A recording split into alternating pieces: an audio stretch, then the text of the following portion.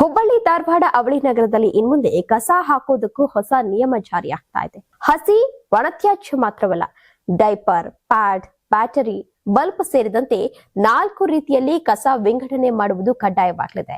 ಪ್ರತಿದಿನ 450 ಟನ್ ಕಸ ಸಂಗ್ರಹವಾಗ್ತಾ ಇರುವಂತಹ ಹಿನ್ನೆಲೆ ಹುಬ್ಬಳ್ಳಿ ಧಾರವಾಡ ಮಹಾನಗರ ಪಾಲಿಕೆ ಇದೀಗ ಕಠಿಣ ಕ್ರಮಕ್ಕೆ ಮುಂದಾಗಿದೆ. ವೇಗವಾಗಿ ಬೆಳೆಯುತ್ತಿರುವಂತಹ ಹುಬ್ಬಳ್ಳಿ ಧಾರವಾಡ ಅವಳಿ ನಗರದಲ್ಲಿ ದಿನದಿಂದ ದಿನಕ್ಕೆ ಘನತ್ಯಾಜ್ಯದ ಸಮಸ್ಯೆ ಹೆಚ್ಚುತ್ತಾ ಇದೆ. ಪ್ರತಿದಿನ 100 ಟನ್ ಕಸ ಸಂಗ್ರಹ ಆಗ್ತಾ ಇದ್ದು ಅದನ್ನ ನಿರ್ವಹಿಸುವುದು ಮಹಾನಗರ ಪಾಲಿಕೆಗೆ ದೊಡ್ಡ ಸವಾಲಾಗಿದೆ. ಇದೇ ಕಾರಣಕ್ಕೆ ಇದೀಗ ಮೂಲದಲ್ಲೇ ಕಸ ವಿಂಗಡಣೆ ಕಡ್ಡಾಯ ಮಾಡಲು ಪಾಲಿಕೆ ಮುಂದಾಗಿದೆ. ಇವರಿಗೆ ಹಸಿ ಮತ್ತು ಒಣ ತ್ಯಾಜ್ಯವನ್ನ ಮಾತ್ರ ಪ್ರತ್ಯೇಕವಾಗಿ ನೀಡುವಂತೆ ಸೂಚನೆ ಇತ್ತು.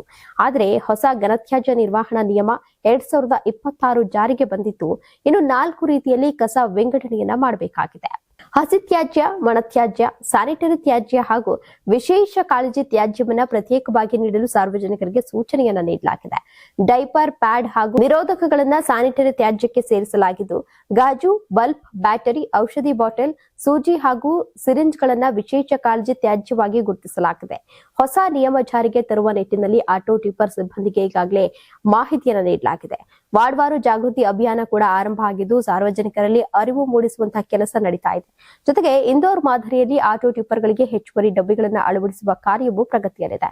ಇನ್ನು ಧಾರವಾಡದಲ್ಲಿ ಪ್ರತಿದಿನ 150 ಟನ್ ಹಾಗೂ ಹುಬ್ಬಳ್ಳಿಯಲ್ಲಿ 300 ಟನ್ ಸೇರಿದಂತೆ ಒಟ್ಟು 450 ಟನ್ ಘನತ್ಯಾಜ್ಯ ಸಂಗ್ರಹ ಆಗ್ತಾ ಇದೆ.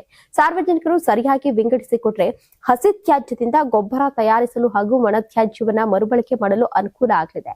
ಒಟ್ಟಿನಲ್ಲಿ ಅವಳಿ ನಗರದಲ್ಲಿ ಹೆಚ್ಚುತ್ತಿರುವಂತಹ ಕಸದ ಸಮಸ್ಯೆಗೆ ಕಡಿವಾಣ ಹಾಕಲು ಹುಬ್ಬಳ್ಳಿ ಧಾರವಾಡ ಮಹಾನಗರ ಪಾಲಿಕೆ ಹೊಸ ನಿಯಮ ಜಾರಿಗೆ ಮುಂದಾಗಿದ್ದು ಇನ್ನು ಸಾರ್ವಜನಿಕರು ಮೂಲದಲ್ಲೇ ಕಸ ವಿಂಗಡಣೆ ಮಾಡುವುದು ಕಡ್ಡಾಯವಾಗಲಿದೆ.